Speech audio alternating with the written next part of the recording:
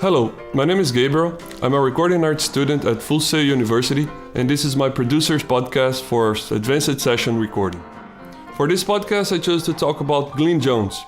He's a producer-engineer from Epsom, England, and he's one of the main responsible for a lot of the sound of great classic rock albums that I love to listen to.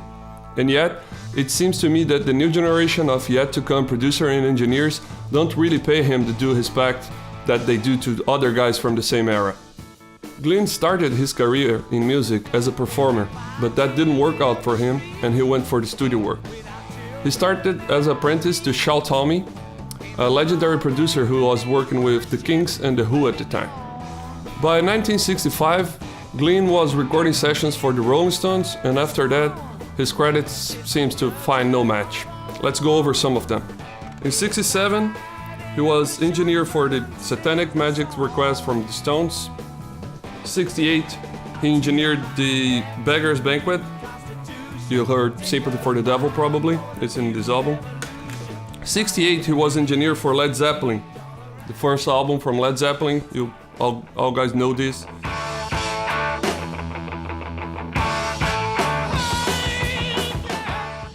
You know, the drum sound for that is amazing. He's one of the responsible for that.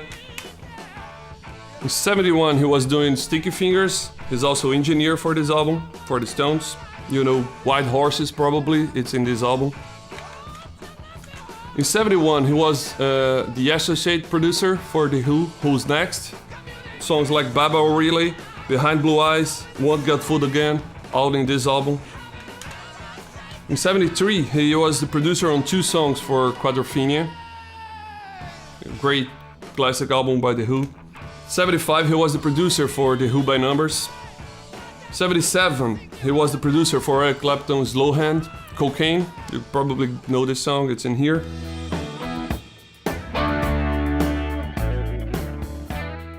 In 1978, Who Are You? The Who. He was the producer too. And in 1977, Exile on Main Street, one of the greatest Rolling Stone classics.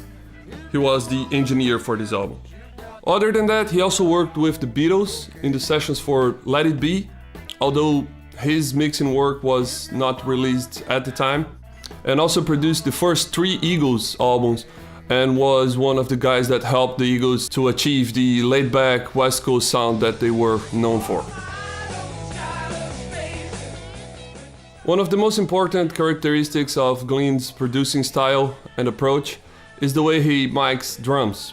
He has a very minimal approach to it, and his style is actually nowadays even known as the Glyn Jones miking technique for drums. The way he does it is with only 4 mics. One of them is an overhead right above the drummer, like 4 to 5 feet above the drummer, facing directly to the snare, centralized. And another microphone is placed in kind of an unorthodox way. It's to the right of the floor tom, facing the snare too. And the other 2 mics are just used as spot mics for the kick and snare in case more of those things is needed. At this point, we're probably thinking, well, the guy only worked in the 60s and 70s. No, the guy's working until now, but his career did took a punch after the rock era from the 70s. But even so, he still worked with acts like Midnight Oil and Steve Nicks in the 80s and 90s. In the late 2000s, he got back to the spotlight and got a Grammy nomination for Best Engineer Album with Ray Adams' Ashes and Fire. And in 2012, he produced, engineered, and mixed Band of Horses' Mirage Rock album.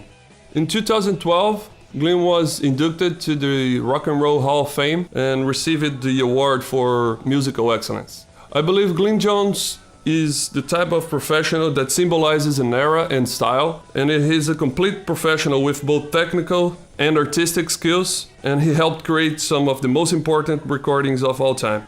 So that's it, go and check his work out for yourselves.